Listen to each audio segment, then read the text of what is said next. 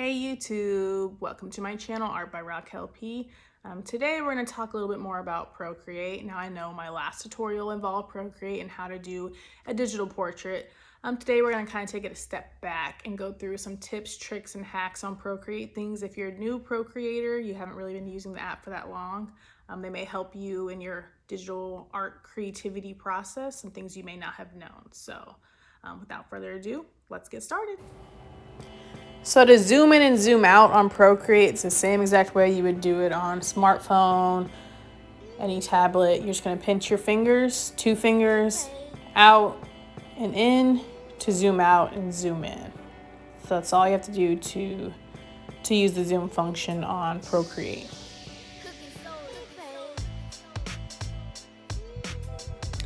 So when you're doing anything on Procreate and you find you made a mistake, you want to undo that last move that you just did or any following moves after that. All you do, so here you see I made a mistake, whoops, take my 2 fingers, tap on the screen, and it'll undo the last move. And if you keep tapping, you can continue to undo.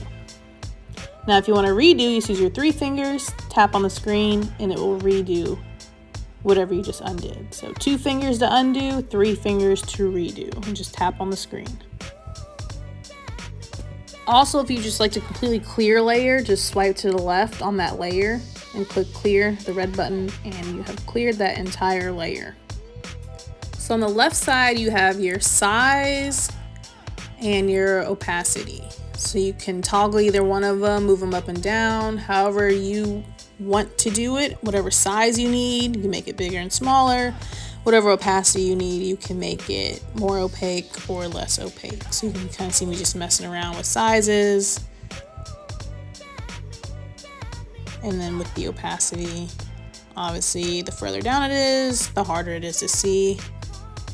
So it's nice if you want to add different effects to your work, make things a little lighter or a little heavier, then definitely something to play around with. So the color wheel is located on the top right. If you open it, you will see a disc with different colors. You can move to pick a color, and then in the inner wheel, you can actually pick a specific shade within that color. So you just pressing down with your stylus pen and then dragging to change the color that you need. There's also a history of colors that you've used in the past, which is nice if you need to get back to a color that you were recently using. And then there's some palettes that come with the Procreate app as well, which you see on the bottom. And at the very bottom, there's different ways you can look at the color wheel. The first one is the disc. That's the one I always use. The second one, I think it's called Classic.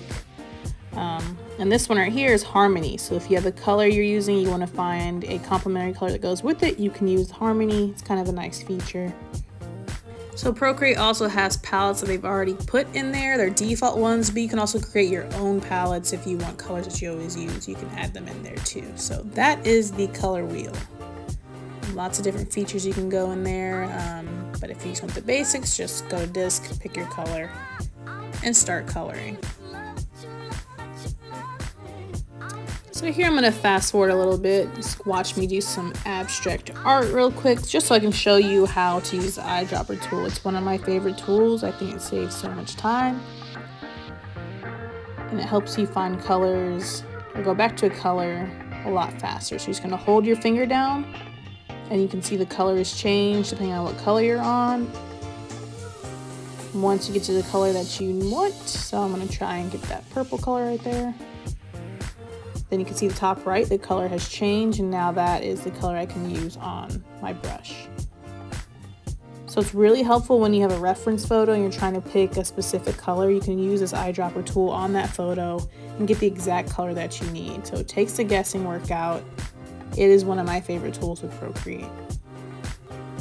Now you can also use the square in between the size, brush size, and opacity. You can use that as an eyedropper as well, but I find that holding your finger down is faster and you don't have to keep going back and forth.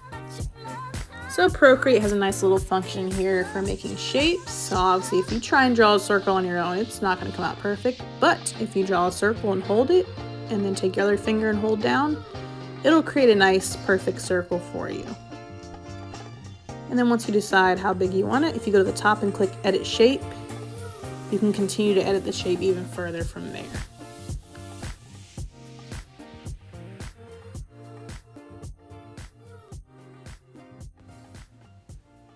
And you can do the same thing if you want to do a square or a rectangle. Hold it, hold your finger down, get it to where you want it. And then you can go edit shape as well. I didn't in this case, but you can. You can also do the same thing if you're just doing a line. If you're doing a line, hold it and it'll straighten the line out for you. And that's the basics of how you can make shapes on Procreate. Just remember, if you do more than one shape on the same layer, they're attached together, so you can't just move one separately. It's going to move together. Alright, so alpha lock. Here I'm just going to create a simple circle and fill it in. And I'm going to turn on alpha lock by going to the layers, select the layer that I'm on, and then turn alpha lock on.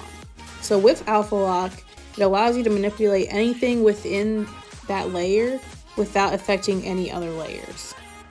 So you'll see I'm going to use the airbrush tool, pick a darker color to add some shading. And I can color outside the lines all I want, but it's only going to affect that circle. So it's kind of nice when you don't have to worry about staying in the lines. And it's a nice tool to use if you want to do some shading, some highlighting. And then you see I turn on a highlight and I add some highlight on the top, and it's all staying within that circle because I have alpha lock turned on. So I'm just speeding this up because I messed with this alpha lock layer for a little bit too long. I don't use it very often, so it's kind of fun just to mess around with it. So just fast forwarding so I'm not wasting your time. So one important thing to mention with alpha lock is that it's all on one layer. So if you were to move that layer, it's all sticking together. Whereas you'll see when we get into clipping mask, that's not the case. That's the big difference between the two. So I'm going to show you how you can get a similar effect as you would with alpha lock by using the clipping mask. So create a circle, create a new layer, and I'm going to click clipping mask. So what's it going to do is it's going to attach itself to the previous layer where I made the blue circle. And now if I try and add some shadows, I can do so just as I would with alpha lock. However, it's not attached to that original layer. It's its own separate layer. So I can move it around if I need to. So now I'm adding some highlights. I don't really know what I'm doing, I'm just coloring, so bear with me. But I'll show you what I mean when I'm talking about clipping masks can be moved around, unlike alpha lock.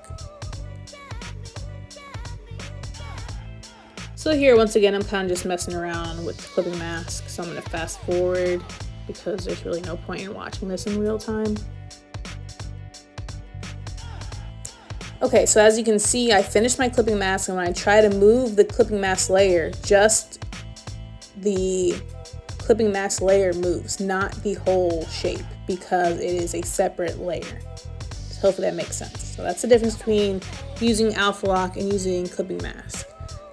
Both can be used for similar functions, but clipping mask is its own thing, so it kind of helps you separate further your layers so you're not stuck with certain shading you did on a circle and now you can't edit it because it's attached to that circle.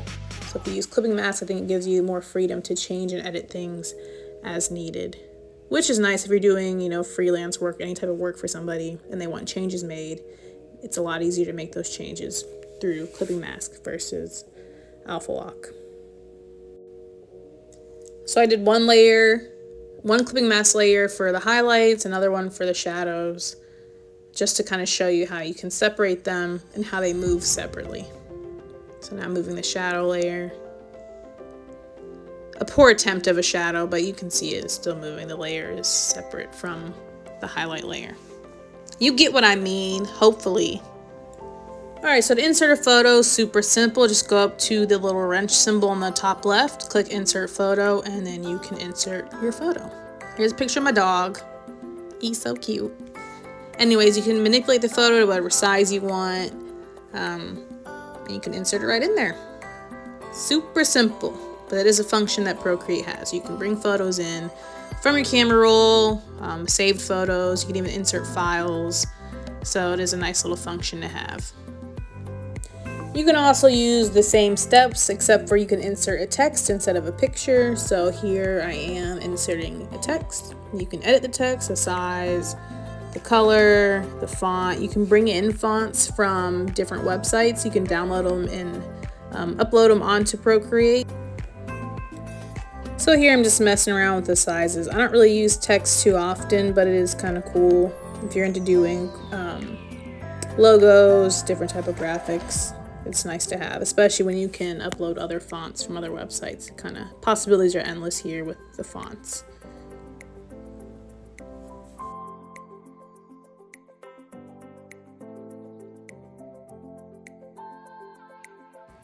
Alright, so when you are finished with your masterpiece, go up to the top left, wrench, click share, and there's multiple different files you can choose to export your piece of work as.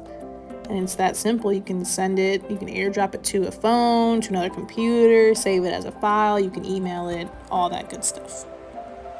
And then the last feature I wanted to show you is the time lapse. So Procreate records all the work that you do, which is pretty cool, especially when you want to make videos later.